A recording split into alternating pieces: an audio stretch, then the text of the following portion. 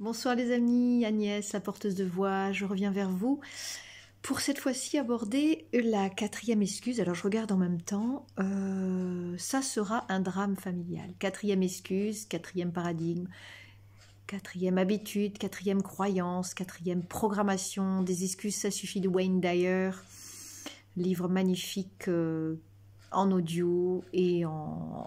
voilà, sur papier, à lire et à relire, à écouter en audio gratuitement sur YouTube.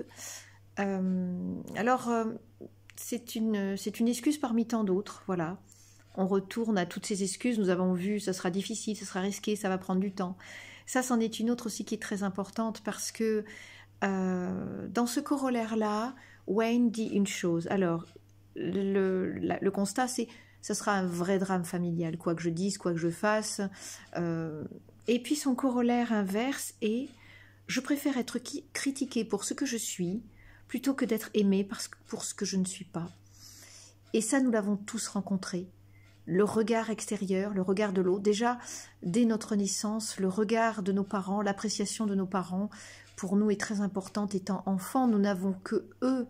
Dans les 3, 4, 5 premières années, nous avons vraiment que nos parents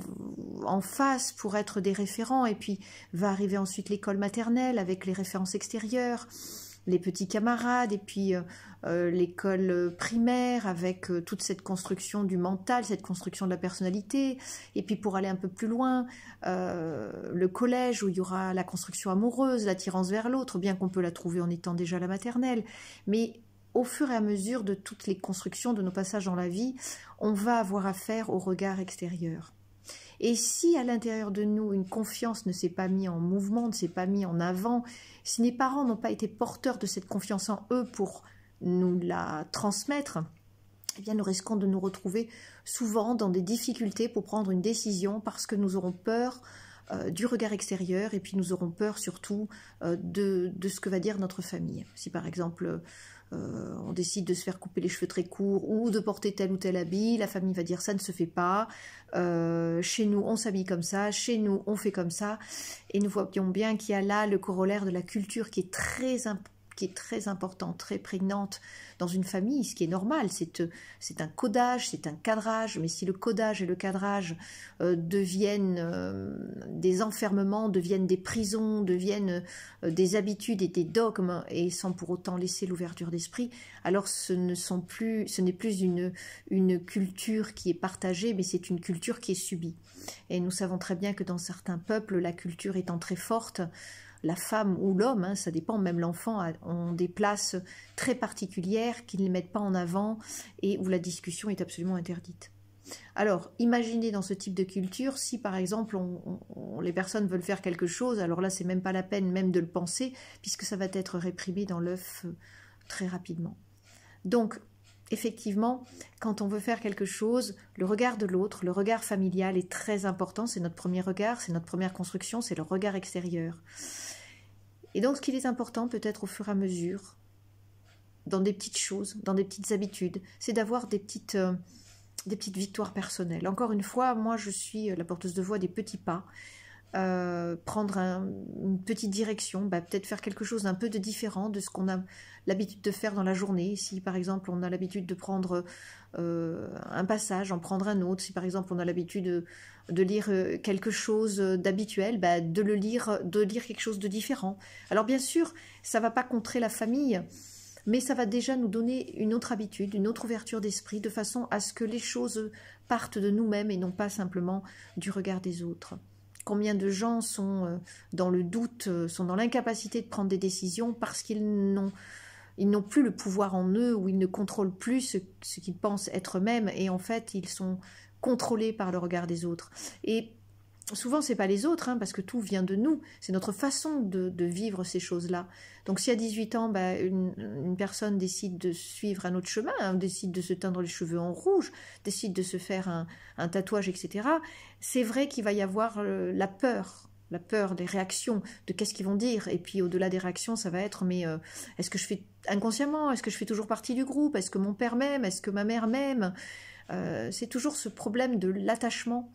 Et dans nos sociétés, même si on prône l'amour universel, ben, en tant qu'être humain, on est quand même plus proche de l'attachement, du besoin d'être aimé, de reconnaissance, que de l'amour universel. C'est comme ça, c'est notre partie humaine,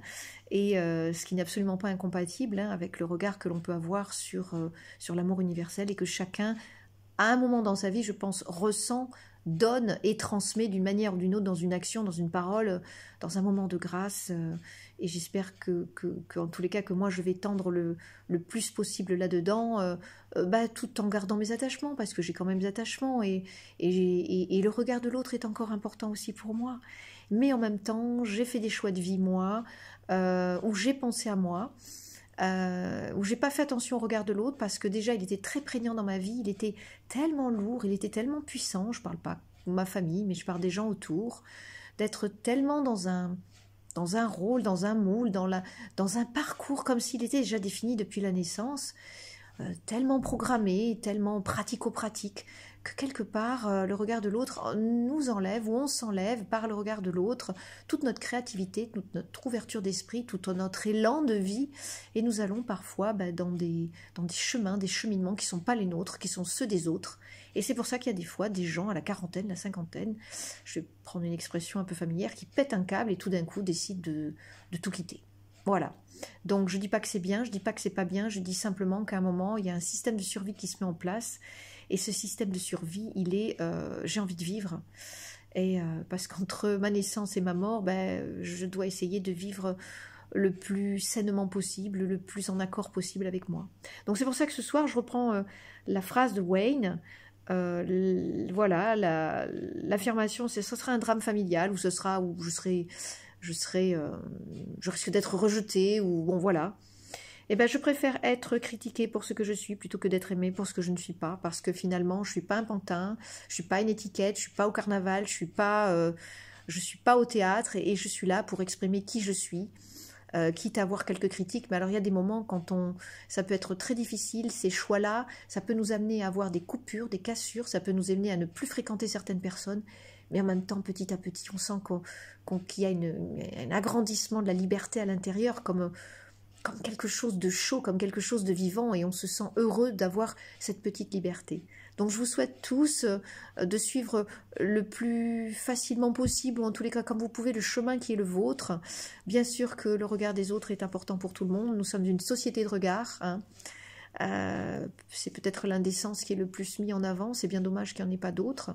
mais en même temps, donc je l'accueille, je l'accepte, mais en même temps je me permets de vous inviter à un moment de fermer les yeux, justement pour, non pas pour éviter le regard des autres, mais pour revenir en vous, essayer de toucher, de tester les parties qui sont en vous, qui auraient besoin d'un peu plus de liberté, un peu plus d'écoute, un peu plus d'entendement, et un peu plus de compréhension et d'amour. À bientôt.